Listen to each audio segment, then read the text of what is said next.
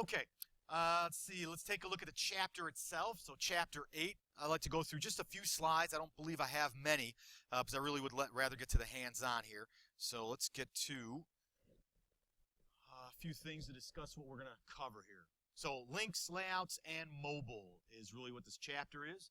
It definitely seems like we got a lot to talk about, and there is. However, I'm going to hit the high points here. Okay. All right, so we are going to talk about relative hyperlinks. Right? So far, we have been creating relative hyperlinks. However, you're going to at some point want to organize all your files. Right now, we probably don't have that many, right, for our case study. Well, we got 3 HTML files, a CSS file, and maybe a handful of graphics, right? Not a lot. But as you move forward and you build a site that has 25, 50, 100 files, right? Anywhere from HTML, CSS, later on in your future, perhaps JavaScript, video files, audio files, PDFs, Word docs, Excel files. These need to be organized, right? And so we're going to talk about how we can organize those and then making sure we understand how to navigate, writing the code, right, effectively the syntax, to move from one folder, right, to another using or creating our hyperlinks. So we need to understand how to do this, okay? So relative hyperlinking. We're also going to talk about named fragments, another way we can use our hyperlinks, okay? You've probably not been on a web page where at some point in time you may have seen a link that says go to top or back to content or something like that. When you clicked it, it took you back to the top of the page or someplace on the page, okay? Well, that's a named fragment, okay? So we're going to show you how to create those. Very useful if you have a long page, okay? All right, what else? We're going to take a look at how we can add an additional element to our graphics that's going to make them essentially more appropriate for content that we're writing about the graphic. Okay. All right, let's see. We're going to look at floats and images. So we're going to put a whole bunch of images together, and then we're going to use a float and see what happens when we do that. It creates a nice little gallery effect. Okay. We'll look at additional HTML elements, section, article, even this time element. It's kind of cool. Okay. Essentially defining what that information will be on our page. So this should be a section, this should be the article of that section, and this should be an aside, which is just kind of like a side thought. Okay? And of course, time. So if you wanted to include a element that had time in it, again, this is appropriate for our search engine optimization and accessibility. Okay? Our backwards compatibility, CSS printing, and then of course our responsive design. Okay? Great. So I want you to take a moment to look at that graphic of the folders and files and such. So we have a root folder. So this is the root of our website. It happens to be called the Casita website. Okay? And that folder contains 3 files, 2 HTML files and 1 CSS file. Within this folder, the Casita folder, you also have, along with the files, you have 3 folders called images, rooms, and events. Within those folders, you have additional files, some graphic files, some HTML files. Okay? So this example is to make sure we understand how we can navigate from one folder to the next, right, and how we are to code it, okay, in our HTML. Now, take a moment to read this white box that says relative links from the Canyon HTML page in the rooms folder. So these 3 examples, okay, refer to the Canyon file that's in the rooms folder. So everything, all these 3 are based on that example. Okay, and this is how we'll understand how to create appropriate relative links when we start to organize our files into folders. Okay? All right, the first example is nothing new than what we've been doing so far. Okay? So if the file we're working on is the Canyon file, canyon.html, and I want to create a hyperlink to the Javelina page in that folder called Rooms, what is the syntax I need to create, right, or write in my HTML to make that link work? Okay? Well, since the Javelina file is in the same folder as the Canyon file, this is similar to what we've been doing all along, haven't we, in our case study.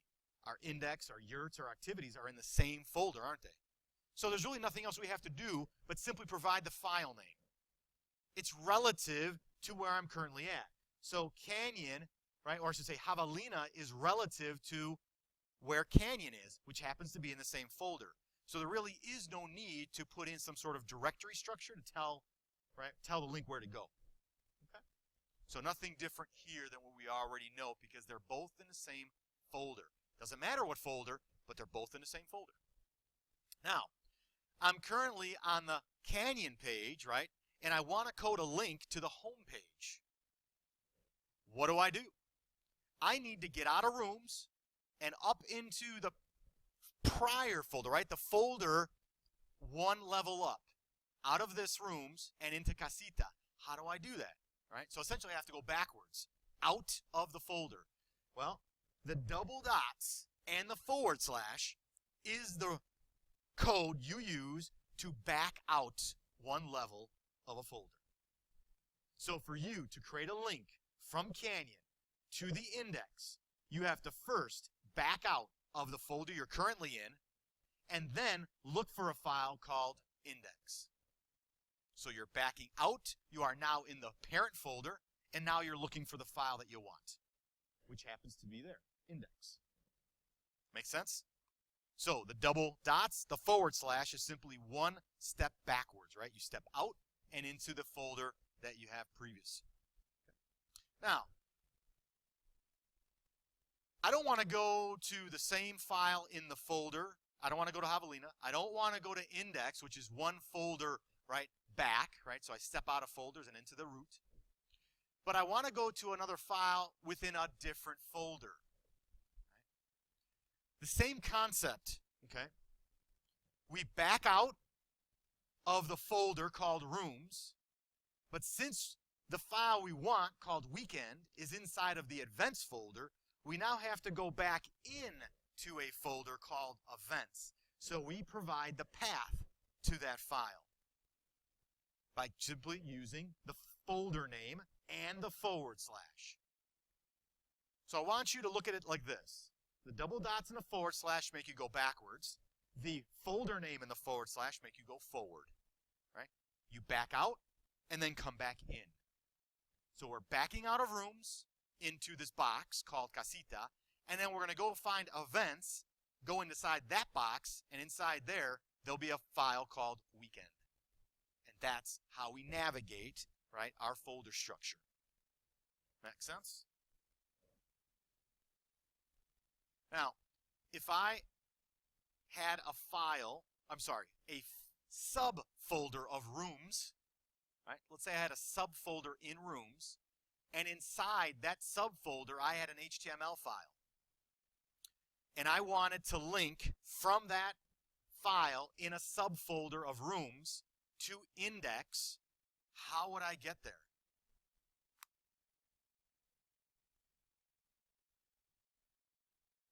How would I get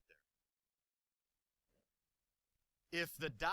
forward slash takes me out one folder, how many folders do I have to back out of to get to the root where my index file is? 2, right? So what do?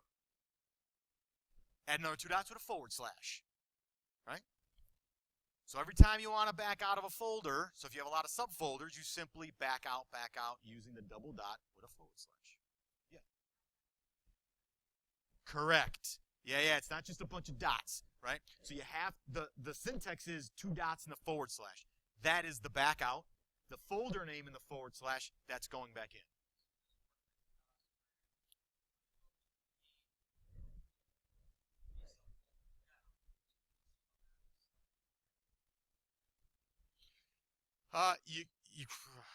You can, but here, what you'll find is the tools that you use will start to use this format. It'll use the double dot forward slash, double dot forward slash.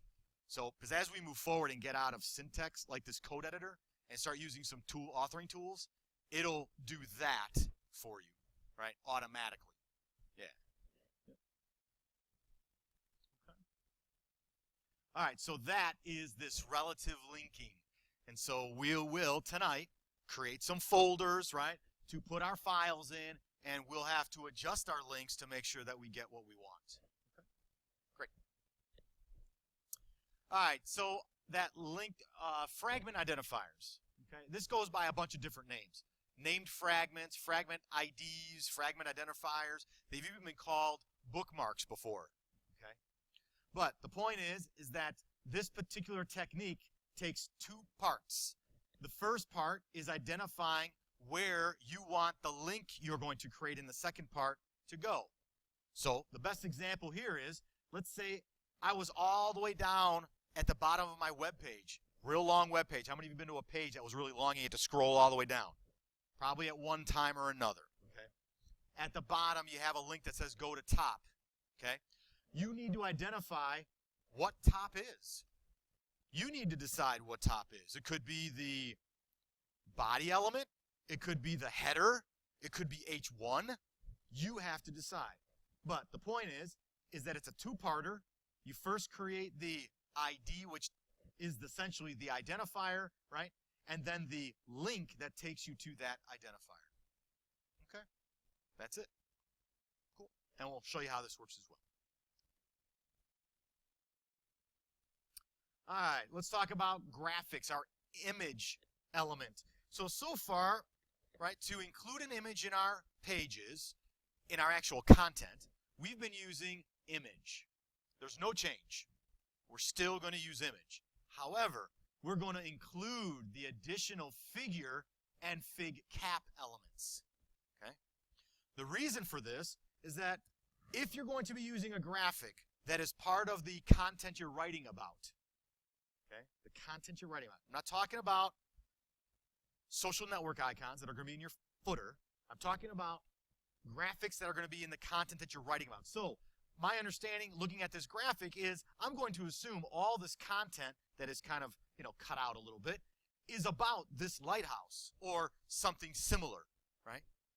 So to better structure, better make the page more accessible, search engine optimized, we include figure and fig cap, right, to essentially make this content semantically correct, right? So this image is no longer simply an image that's there, right, for some purpose like a social network icon. It's there because there's meaning to that graphic and it's associated with the content you're writing about, okay? So that's how we'll use figure and fig cap, okay? Great. Now, some of the things we'll include in our pages going forward is some of this stuff to make our pages backwards compatible. Okay. Now, we've already come across one of these. Do you remember last week when we talked about adding our block display because our page wasn't working in IE because it didn't recognize which HTML5 element? Main, right? That's right. So we're going to add to that, and we're simply going to say, well, why are we only doing it for main? Why don't we do it for all the HTML5 elements? And now we're covered for any old browsers, right, that don't understand any of the HTML5 elements. So we're trying to cover ourselves by including one line, and this typically goes at the top of the CSS file, okay, that has all of these CSS or HTML5 elements in it. Okay? The ones that, of course, that you're using. If you're not using it, then you don't include it. Okay? Does that make sense? So we're just expanding, right, what we're doing or what we did last week a little bit. Okay? Great. So we would not necessarily include it in the individual rules. We simply put it here in one rule at the top. It's like a global rule for us. Okay? Now, the other thing we're going to add in is something called an HTML5 shim or shiv. Okay? What this does, and by the way, this is the most current. What your book has printed is not current. Okay? So between the time the book was printed and now, there's been a change, which we can all agree that the internet moves very quickly. Okay? So between the printing and this, it's changed. So what you see in your book, right, when it talks about this, is not what you see on the screen at this point. I've updated the PowerPoint presentation, okay? The companion website has indicated this update. So simply by going to what you normally would, right, going to the companion website and updating your page, you now have the most current information, okay? So what this does is that it takes a look at IE, and if there's any versions older, right, old versions of IE, it says, okay, let me fix, right, let me make sure that you know how to handle all of these newer elements, okay? Again, something you just put it in. It's really, it's a no-brainer, okay? Both of them are, okay? So going forward, you add these until every single browser understands these new HTML5 elements, okay? Will that ever be the case? I don't know, because as time goes on, the W3C is going to create new elements, right, which the older browsers don't recognize. So this is going to be a consistent, right, rule throughout, right, your development of pages. All right, any questions? Okay, great. You will also include this in your case study, by the way. And you should probably include it in your project. All right, oh, this is good. CSS styling for printing. So far, we have been using only one link element for our CSS file, okay? We are now going to be introduced to another CSS file if we choose to use it. This one specifically being used for printing purposes.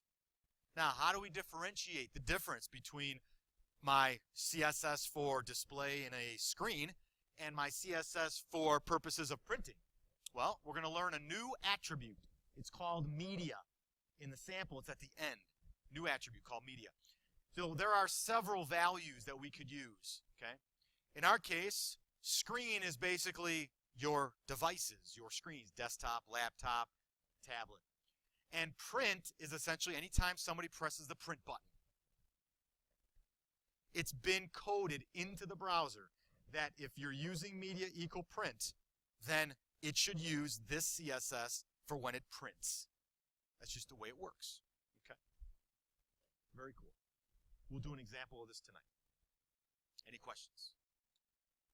All right. Now, talk a little bit about responsive design and considerations we should have when developing a mobile, right, website.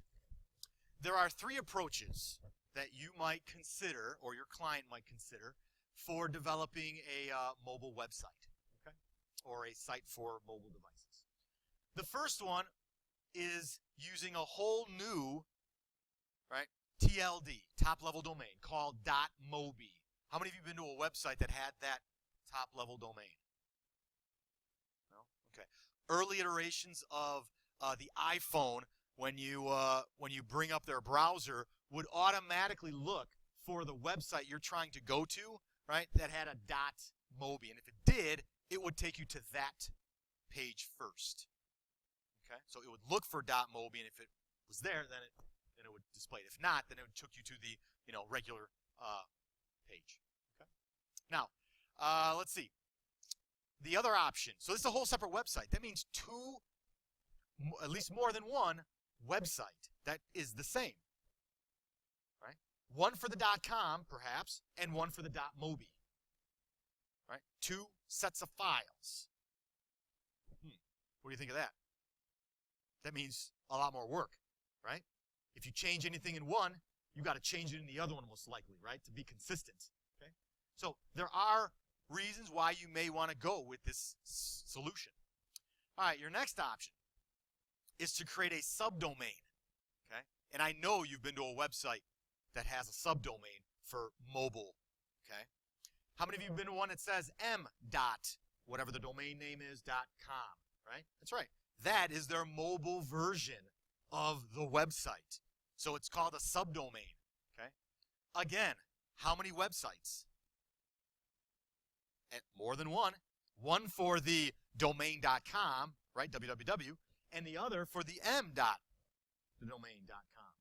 Yikes, right? Now, again, this solution is an option. They may actually have all three. It just all depends on what the client wants and what they're planning to do with their mobile, right, site. Okay.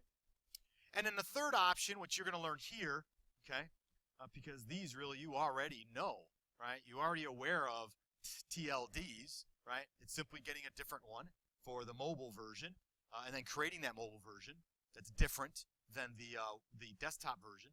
This one you're already aware of, okay? It's just another website similar to this, but instead of a TLD, it's a subdomain. Two separate websites, one specifically designed for mobile, one specifically designed for anything else, okay? And then the third option, which you're going to learn, is create one website. And based on the device, it changes its look, right? That's really where we want to be, okay? In most cases, okay, people are going to want to do something like this. They don't want to have to update multiple websites. You want to create one and let CSS determine how it should look based on the size of the device. Okay, great. This kind of looks familiar, this graphic, only because I think in one of our previous modules or chapters, we created or worked on a page that had this kind of content. This is the mobile version of that website we worked on in class. Okay. All right. Now, what are some considerations that you might think about when developing that mobile version, right? So consider a single column design, because multiple columns don't work on a phone. It's just not enough space to have two columns. That's why we're looking at a single column, okay? A single column, typically for a smartphone, okay? Now, the structure behind that single column is no different than what you currently have. You're simply using CSS to reorganize how that page looks, okay? You're not changing the structure at all, okay? All right, avoid floats, tables, and frames. Okay, we haven't really talked about frames because we don't really use them too often in web development anymore, just in very specific instances, okay? But floats, what does a float do? It wraps content around. Well, we don't want to wrap anything around in a single column design. We want it to be, what? Normal flow. One, then the next. One after the other. Okay. Be very descriptive in your page titles, right? Because there's really not a lot of space, right? So very descriptive. This way everybody knows exactly what they're reading. You know, in a normal desktop, there's a lot more screen space to, you know, be more verbose, I suppose. Okay. Of course, descriptive headings, optimize images. Remember, you're using your phone. It's much slower than a, you know, high-speed internet connection that is connected to the NIC card and to, you know, a hardwired as opposed to Wi-Fi, right? Or 4G, right? So there's those three different speeds. And typically, if you're on a mobile device, you're probably using Wi-Fi or 4G, right? So the smaller the file size is, the better. Of course, you're going to be using descriptive alt text for the image in case the graphic does not display. What else are you going to be using? What's that other one I showed you for a graphic? Starts with a T. Title. Yeah, thank God, right? Very good. And then what else? Yeah, so of course, eliminate any unneeded graphics, right? Because remember, our screen space is really meant for content, unless the graphic is essential for the user to understand or the reader to understand the material, okay? Navigation lists, okay? So make sure your lists are condensed and they're either, right, one after the other, or now, very common, how many of you notice on your mobile phone or your device, you got a little maybe rectangle or square with like 4 little lines, and when you tap it, it drops down a menu, right? That's very common now. You might want to do something like that. All right, what else? Yeah, EMs or percentages for font size units. Why? Why would I want to use EMs or percentages? Because as the page, right, moves from one device that's small or large, okay, you are changing the size of that font proportionately, right? So by using percentage and EMs, we're doing it proportionally, instead of having it just be one size, like a pixel size. Of course, you want to use common fonts, right? But now I think if you haven't tried to implement your web fonts, you may consider that if you have extra time on your hands after your project is done, okay? Of course, we want good contrast, although now most of our mobile devices see a lot of colors. Early on, the early mobile devices had very little color. So, you know, all devices now have a lot. Skip to content, right? An easy way to actually get to the real content you want. Sometimes you may have already seen this kind of link. It's very similar to our named anchors. And then our back to top, which we'll talk about tonight. Okay. Simply following our accessibility kind of guidelines, you're already doing a great job for creating a site that's, you know, more mobile in nature. Okay. Great. All right. Now, one of the things we'll use when we're doing responsive design is we'll include the viewport meta element. Okay. So this specifically targets mobile devices and how the page should be scaled when it gets to it, right? So early on, okay, like in iPhones when they first came out, pages were displayed like this. They would shrink that page, right? How many of you have noticed that or saw that in the past? Okay, so if you had an early iPhone or something, yeah, you'd bring up the page and the page would be, you'd see the whole page, but it would just be zoomed out, right? Yeah. Well, we don't want that. So we want to include this viewport meta element, and now the page will display at 100%, right? 1.0, essentially 100%, which that's why you only see a quarter or the top upper left-hand corner. So in conjunction with CSS for responsive design, this is going to help, okay? Yeah. So we want to include this with our responsive CSS that we're going to create, okay? These go together. Great. All right, now these are some of the things we definitely want to consider as techniques when we're looking at responsive web design. One is having a nice fluid layout, and we kind of talked about layouts in the last chapter, okay? So we have something that might look like this on the left-hand side for a desktop, something that might look like this in the center for our tablet, and something on the right for our smartphone, right? So we go from this 3-column to 2-column to 1-column design. Okay. The question really is, what order should I design them in? And that is the debate right now. Do I design my mobile smartphone version first, then expand to tablet, then design desktop? Or do I go desktop, tablet, mobile phone, right? So what order do I design? So again, it's a discussion. Some people say one way, others say the opposite. So it matters what you feel is best for you, okay?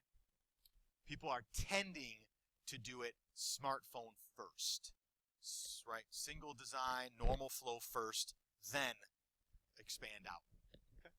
All right, we will also include media queries. So we'll talk about this. This is specific to getting the pages, right, styled in the different size of the device or the browser window of that device. Okay? So media queries, really important. And then, of course, our flexible images. Notice these graphics. In the desktop version, that little hero graphic right at the top is much larger than the one in the tablet, which is much larger or much larger than the one in the smartphone. But did you notice they're all the same graphic? They're just smaller, right? They're not cut, okay, or cropped, okay, or clipped. They are the same graphic, just smaller. Same with the vertical graphic, okay, in the content. It's just a smaller version. That's what flexible image means. It allows us to take that same graphic, okay, at its desktop size and reduce it, okay, proportionately depending on the platform, right? Tablet or smartphone or desktop. Okay, so we talked about fluid layout. Let's talk about media queries. So there's two ways we can include a media query. In the actual link itself, okay, in the link element, or using CSS. So those are the two options that we have. We are going to use the CSS method, okay, not the link method, the CSS method, where in our CSS file that we've been building already, right, for our case study, we're going to include an app media rule that will contain all the rules appropriate to restyling the page for the particular device. Okay? In this case, in this example, it's a device that has a max width of 480 pixels. Okay? Anything bigger, we'll use a different media query if coded for it. Okay? How we doing? How's the pace? Too fast, too slow? Is the porridge just right? All right, I'll take that as the porridge is just right. Very good. Okay, let's keep on going to, I believe, our flexible images. So, including a flexible image or rule in the CSS for that, we then remove the height and the width in the HTML. We no longer need it because our CSS is taking care of the sizing of our graphic. Okay. We choose max width of 100, so we just make it 100%. Okay. It's a percentage, so the size of the browser will determine, or the container will determine the size of the graphic. And that's why we use height as auto, so it's always proportionate. Right? So it's always proportionate. Great. And of course, we always want to talk about our debugging tips because we're really adding some complex stuff here we're talking about. I think we're at the top end of the complexity that we're going to be looking at in CSS, I believe. From this point forward, we start to ease off on the complexity of CSS that we'll be writing, okay? Because we have tables, we have forms to talk about, and I think maybe one other thing, but and media, right? And interactivity and videos and stuff. So it's not as complex as what we're doing now. So we've kind of hit the high point in the bell curve, and now we're kind of coming down a little bit after this chapter, okay? But always check your code, right, manually, visually to see if there's problems. Then check it with the validator. Use these techniques we've talked about before, a different background color, different border to see what's happening on the screen. Of course, you can comment things out just to check to see if something's working as it should. And then make sure you check it in multiple browsers. And the last, of course, be patient. This does not come overnight. You have to practice, practice, practice, right, and get comfortable with what the properties you're using are, okay, and how they're implemented. Okay? Any questions about the chapter? Yeah, a lot of stuff, but a lot of really cool stuff. Okay? So that was really our... That is correct. Your final project does not have to be responsive. If you want it to be responsive, I would urge that you complete the project as if you are going to hand it in and then say, okay, I have extra time, so I'm going to make a copy of my project, okay, the completed one, all ready to go, and then I'm going to start playing to see if I can actually get it that way, right? And if you run out of time, no problem. You can hand in your final project without, having to worry about right, having to go backwards and try to figure out what you did wrong so it works as it did before. Okay. Yeah. So you do not have to make it responsive. You don't get any extra credit for it. So you have enough to do, okay, already, and have to worry about making it responsive. So, any other questions? Great question. All right. Okay. Great job.